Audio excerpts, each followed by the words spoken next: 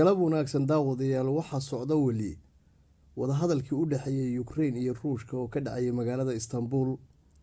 Dowladda Ukraine waxa ay miiska soo dhigtay inay doonayso inay noqoto dowlad dhexdhexaad ah sida uu Ruushku doonayay oo aanay ku biirin NATO ama isbahaysi kale oo military.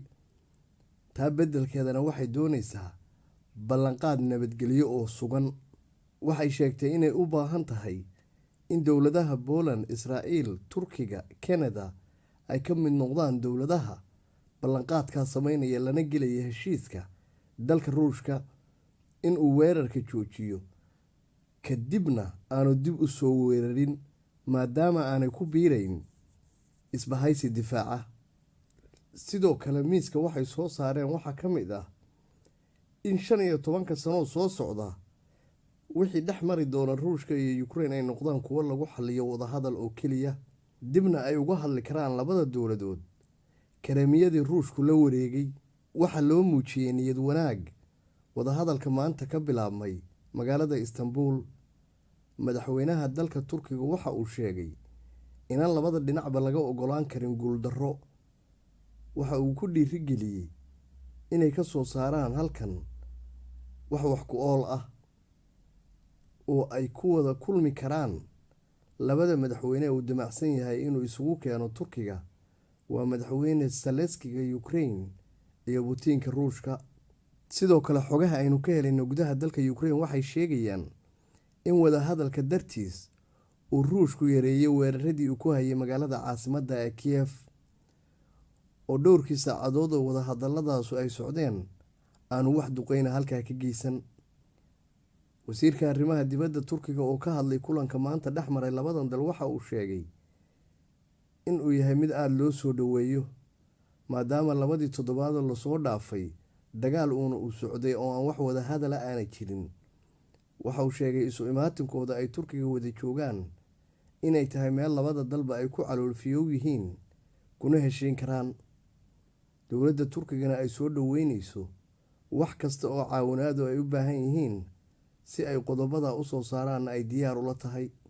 sidoo kale sayladaha wax lagu kala iibsado ee Yurub ayaa durbadiiba dareemay wadahadalkan, waxaana soo noqday qiimihii wax lagu iimin jiray iyo lacagihii hoos u sii dhacayay. waxaanse la isku halayn karin sida uu wadahadalku ku dhammaan doono, maxaa yeelay ilaa ay hadda weli gudaha looma gelin qodobadii mugta lahaa ee la isku hayay. Ruushku weli wadahadalka kagama dhawaaqin inuu xabad joojin sameynayo. waxaynu si keliya ognahay inuu yareeyay duqeymihii. sidoo kale warbixin ka soo baxday Ruushka waxaa lagu sheegay in bilyaneerka reer Ruushya ahna mulkiilaha iskale kooxda kubadda cagta Chelsea sumeynta la sheegay in Ruushku sameeyay ay tahay warbixinihii dagaalka, taasoo ay Ukraine iyo reer galbeedku iska mala awaaleen. madaxweynaha dalka Ukraine oo la hadlayay baarlamaanka dalka Denmark kana hadlayay fogaal aragga waxa uu sheegay wixii ka dhacay magaalada Mariupol ee ku taalo koonfur bari ee dalka Ukraine inay ahaayeen dambiyo dagaal. khaladaadka joogtada ah oo ay sameeyaan madaxda dalalka Ukraine iyo Ruushku waxaa ka mid ah inta la fadhiyo miiska wadahadalka ma aha kuwo afkooda xirta. waxay ka hadlaan warbaahinta, waxayna ku hadlaan ereyo horseedi kara in wadahadaladoodu ay burburaan sidii kuwii horeba.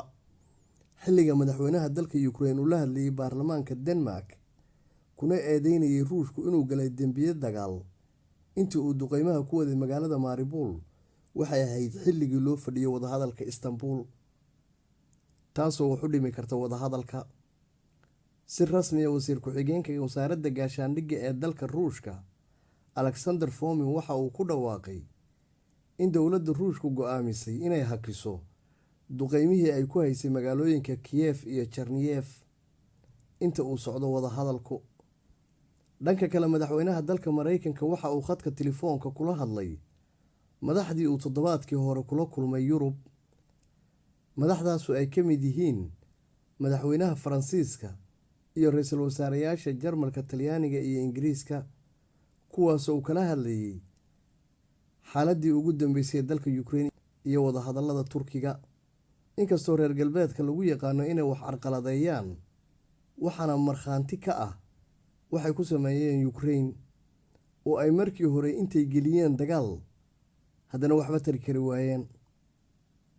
waxaase dowladda Ukraine hor yaalla maanta inay danteeda garato, inta wadahadalkaasu socdana ay heshiis la gaarto dalka Ruushka si ay u badbaadiso wixii ka haray dalkeedii iyo dadkeedii.